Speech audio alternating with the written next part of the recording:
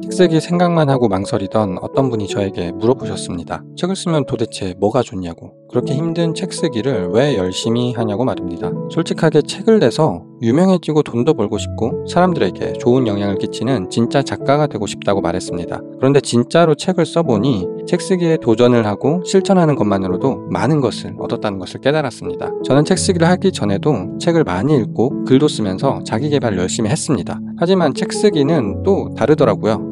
책 출판까지 완성하고 보니 책 쓰기를 통해서만 얻을 수 있는 능력들이 몇 개 있다는 것을 알게 되었습니다. 오늘은 책 쓰기에 도전을 망설이는 분들을 위해 책 쓰기를 통해서만 얻게 되는 궁극의 능력 3가지에 대해서 말씀드리고자 합니다. 오늘 영상을 보시고 나면 여러분도 더 이상 망설이지 않고 책 쓰기에 과감히 도전하실 수 있는 용기를 얻게 되실 거예요. 책 쓰기에 도전을 하지 못하고 주저하기만 하시는 분들의 마음도 이해는 합니다. 책 쓰기는 어렵거든요.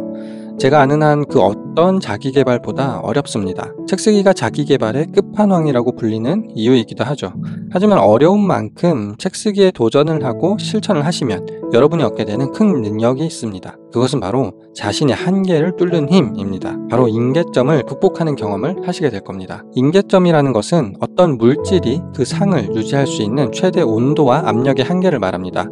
예를 들어 물은 1기압에서 100도가 되면 기체로 변합니다. 하지만 압력을 218기압으로 올리면 물은 374도가 되어야 기체로 변하죠. 즉 374도 이상으로 온도를 올리면 아무리 압력을 올린다고 해도 기체는 더 이상 액체의 형태를 유지하지 못하고 기체로 변하게 됩니다. 그래서 물의 임계 온도는 374도이죠. 이처럼 사람도 각자만의 임계점을 가지고 있습니다. 누군가는 하루에 책을 한 권 읽을 수 있지만 누군가는 하루에 한 장 읽는 것이 한계인 사람도 있습니다. 누구는 하루 1만 자를 쓸 수 있지만 누구는 하루에 1000자를 쓰는 것이 한계인 사람도 있습니다. 사람마다 그리고 각 영역마다 모든 다른 한계를 지니고 있죠. 한계라고 불리는 것은 그만큼 그것을 극복하기 어렵기 때문입니다. 웬만한 노력으로는 그 한계를 극복하지 못하죠. 올림픽에서 금메달을 딴 선수들은 말합니다. 죽을 만큼 피나는 노력을 했다고. 죽을 정도의 노력을 해야 비로소 자신의 한계를 극복하고 목표를 달성할 수 있는 것이죠. 다른 말로 하자면 자신의 한계를 극복하는 자만이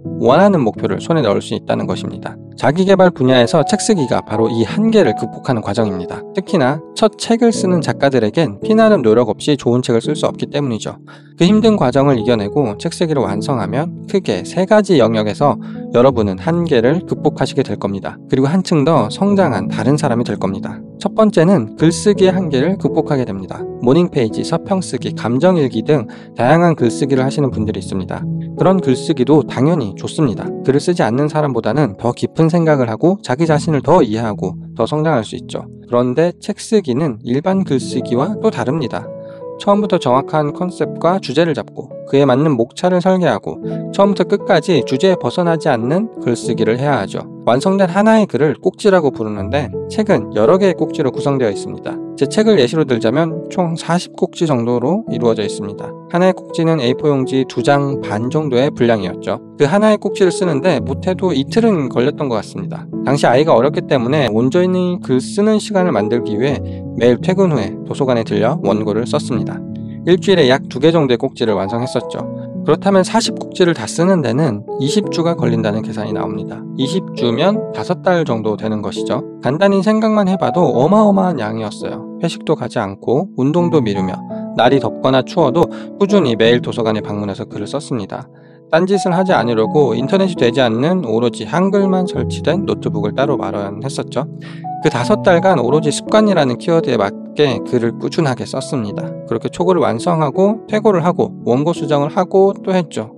투고를 하고 출판사와 다시 원고를 교정하고 수정을 또 했습니다. 그렇게 수없이 반복된 글쓰기를 거친 후에 드디어 제 책을 출간할 수 있었죠. 이때 저는 글쓰기를 정말 질릴 만큼 한 것 같아요. 원래 글을 좀 그래도 썼다고 자부했는데 책 쓰기는 완전히 달랐죠. 그런데 토 나오는 글쓰기를 끝내고 나니 더 이상 글쓰기라는 것에 대한 두려움이 없어졌습니다. 블로그, 유튜브 원고, 서평 같은 글은 이제 너무나도 쉬워졌죠. 매일매일 글쓰기를 꾸준히 하려고 의식적으로 노력하지 않아도 이제는 언제든 내가 원하는 글을 원하는 만큼 써내는 능력이 생겼습니다. 그만큼 생각을 더 명확히 정리할 수 있게 되었고 또 그것을 글로 또렷하게 표현해낼 수 있게 되었죠. 그렇게 저는 제 글쓰기 능력의 한계를 극복했다는 것을 알았습니다. 이제는 주변에서도 작가로 불러주는 만큼 제 글쓰기도 확실히 그만큼 성장을 한 것이죠. 두 번째로 새로운 독서법을 장착하게 됩니다. 책을 쓸 때 꼭 필요한 것이 참고자료입니다. 내가 하고자 하는 주장을 뒷받침하는 다양한 사례와 예시, 근거를 많이 사용하게 되죠.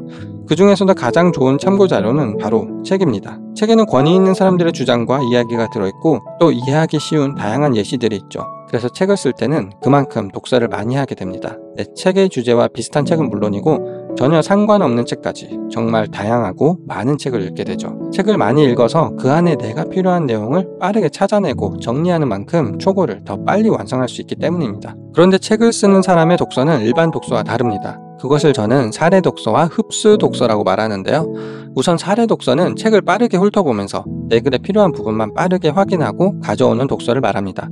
이 독서법은 책을 전부 다 읽을 필요가 없기 때문에 하루에 2권, 3권도 볼 수 있죠. 두 번째 독서법은 바로 흡수 독서입니다. 이것은 참고 서적을 읽으면서 아이디어와 영감을 얻는 독서법을 말하는데요. 참고 서적의 꼭지들은 어떻게 구성이 되어 있는지, 꼭지의 사례는 어떻게 시작하는지, 결론은 어떻게 썼는지 살펴보며 그 방법을 참고하고 배우며 내 글에 직접 적용해보는 독서법입니다. 이런 독서법이 가능한 이유는 나도 바로 책을 쓰고 있기 때문입니다. 제목을 정하고 목차를 쓰고 주제와 결론을 정하고 원고를 쓰다 보면 책의 구조를 자연스럽게 알게 됩니다. 아, 여기는 사례 부분, 이것은 참고 자료에서 가져온 내용이고 이것은 저자의 생각이고 이것이 결론이구나 하고 말입니다. 책 쓰기를 하기 전에는 책에 푹 빠져서 책을 읽었다면 이제는 책을 분석하면서 읽을 수 있게 된 것이죠. 책 쓰기를 통해 더 빠르고 효율적인 독서를 할 수 있는 그 방법을 터득하게 된 것입니다. 세 번째로 그릿 지수를 키울 수 있습니다. 그릿이라고 들어보셨나요? 그릿은 심리학자 엔젤라 더크워크가 쓴 책 그릿에서 소개한 개념인데요. 최종 목표에 도달하기 위한 노력의 꾸준함을 말합니다. 재능이나 환경보다 바로 이 그릿이 성공에 더 큰 영향을 미친다는 것이죠. 국내에서도 초대형 베스트셀러인 만큼 더 이상 그릿이라는 개념은 생소하지 않죠. 특히 자기개발 분야에서는 목표를 달성하기 위해서 꼭 필요한 능력으로 자주 언급되는 개념입니다. 책 쓰기는 바로 이 그릿을 키우는 최고의 수단입니다. 앞서 설명한 것처럼 책 쓰기는 짧게는 수개월, 길게는 몇 년도 걸리는 프로젝트입니다. 각자 개인 차이는 있겠지만 기본적으로 책 쓰기는 글쓰기와 독서를 꾸준히 오랫동안 하는 능력을 필수로 요구합니다. 그래서 그릿 지수가 낮은 사람도 책 쓰기를 하고 나면 그릿 지수가 상당히 올라가게 됩니다. 무언가를 꾸준히 노력해서 원하는 목표를 달성한 사람들이 보이는 똑같은 특성을 책을 쓴 사람들에게서도 찾아볼 수 있는 것이죠. 인내심이 부족하거나 쉽게 실증을 내고 금방 포기해버리는 사람도 어떻게든 책 쓰기를 하고 나면 이제는 완전히 다른 사람이 됩니다. 그만큼 성공의 경험이 중요한 것이죠. 저도 책 쓰기를 하는 중간에 포기할 뻔한 순간이 많았습니다. 하지만 책 쓰기를 시작할 때의 다짐을 다시 생각하고 가족을 생각하며 포기하고 다시 일어서기를 반복했습니다. 결국 목표를 달성할 수 있었죠.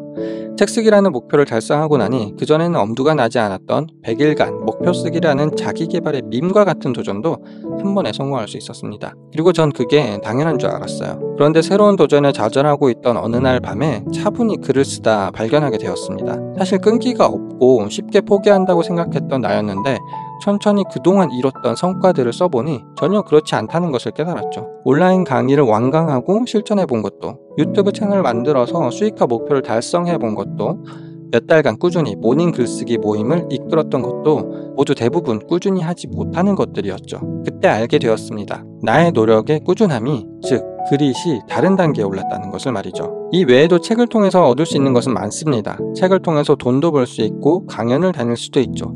또는 베스트셀러 작가가 되어 유명해지고 인플루언서가 되는 사람도 있습니다. 그만큼 돈도 많이 벌게 되겠죠. 하지만 그 비율은 그렇게 많지 않습니다. 1년 동안 출판되는 수만 권의 책 중에서 2쇄를 넘기는 책이 10%도 안 되기 때문이죠.